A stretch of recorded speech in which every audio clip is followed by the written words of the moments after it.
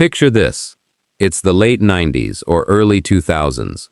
You're sitting in your childhood bedroom, surrounded by posters pinned to the drywall. Maybe it's a Nissan Skyline GTR, a Mazda RX-7, a BMW M3 E46, a Toyota Supra, or a Dodge Viper. You held a plastic Need for Speed disc or a Hot Wheels car in your hand, making engine noises and telling yourself, one day, when I grow up, get a job, and earn my own money, I'm going to buy that exact car. Fast forward to today. Millennials are fully locked into adulthood. We have full-time jobs, rent, mortgages, utility bills, health insurance, and endless adult responsibilities. Yet, if you open any online auto marketplace or scroll through car enthusiast forums and social media groups, you'll see thousands of 30-something-year-olds spending hours and thousands of hard-earned dollars searching for that exact 20-year-old vehicle. Why? Why are millennials so deeply obsessed with buying the cars of their childhood, even when modern cars are objectively safer, faster, more reliable, and far more fuel efficient? Today, we're diving deep into the psychology behind why millennials are still chasing their childhood dream cars, and what this search reveals about an entire generation. The first, and arguably most powerful, psychological driver is pure, unadulterated nostalgia.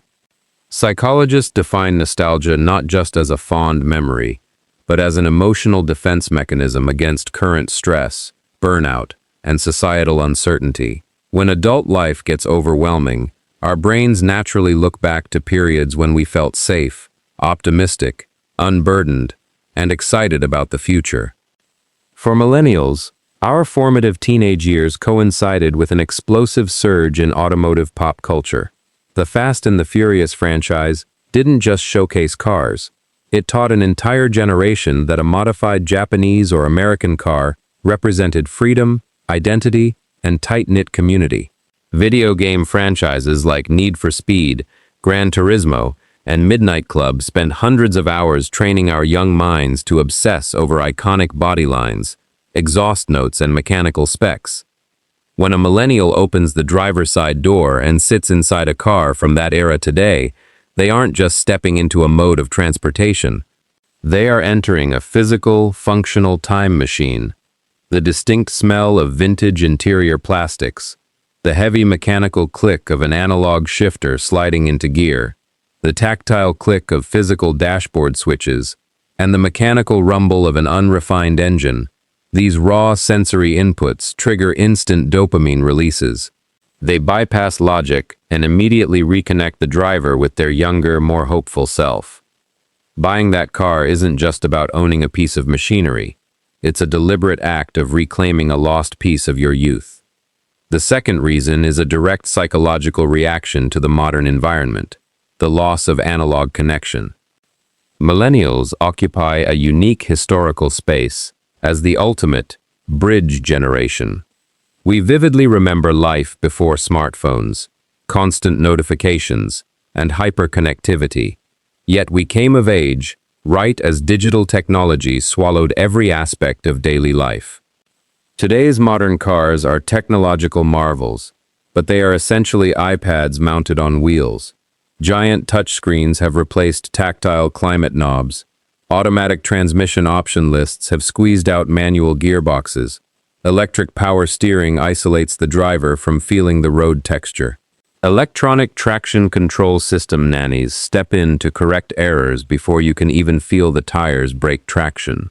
To many millennials, driving a modern commuter car feels like playing a video game on easy mode. It gets the job done, but it lacks soul, character, and genuine feedback.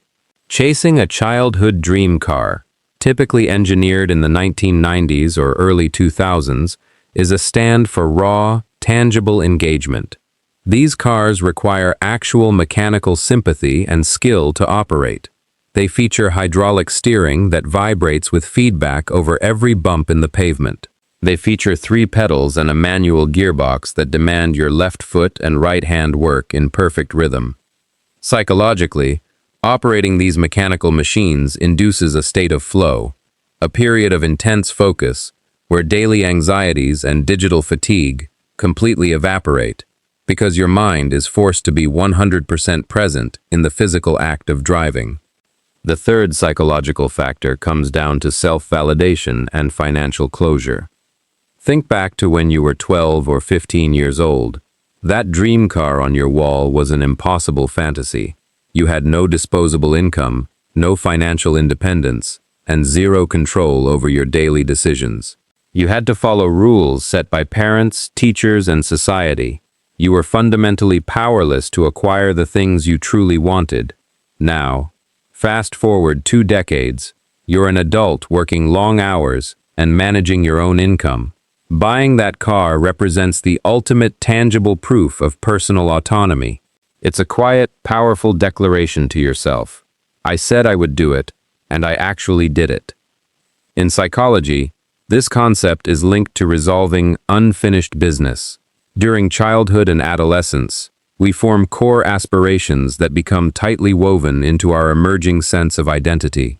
When those aspirations are left unfulfilled due to age or lack of resources, they don't simply disappear, they linger silently in our subconscious mind. Acquiring that childhood dream car closes a mental loop that has been sitting open for 20 years. It communicates to the inner child inside you that their dreams weren't foolish, that their passions mattered, and that you finally possess the capability and power to bring them to life. However, this emotional chase inevitably hits a reality check, what automotive enthusiasts call the never meet your heroes syndrome. When millennials finally sign the title and drive their childhood dream car home, they often experience initial psychological friction. A 2002 sports car that felt blindingly fast on a PlayStation 2 might get easily out-accelerated at a traffic light by a base model modern electric crossover.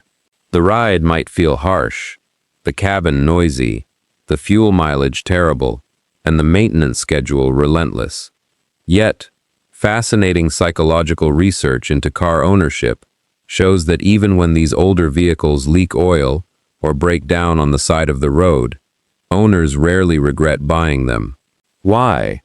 This happens because of a phenomenon known as the IKEA Effect, a cognitive bias where people attribute significantly higher value to things they had to put personal effort into building or maintaining.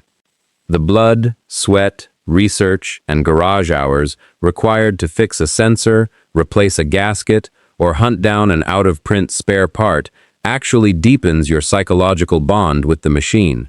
The work you invest into keeping your dream alive makes it vastly more valuable to you than any showroom-fresh modern car could ever be. At the end of the day, millennials aren't just spending their savings on stamped sheet metal, rubber tires, and internal combustion engines. They are investing in an experience that restores authentic joy, offers a physical escape from an over-digitized world, and honors a long-standing promise made to their younger selves. In a world that constantly demands us to hurry up, act mature, sit in cubicles, and focus strictly on the future, turning the key in the ignition of your childhood dream car is one of the few ways left to freeze time and just be a kid again, if only for a few miles down an open road.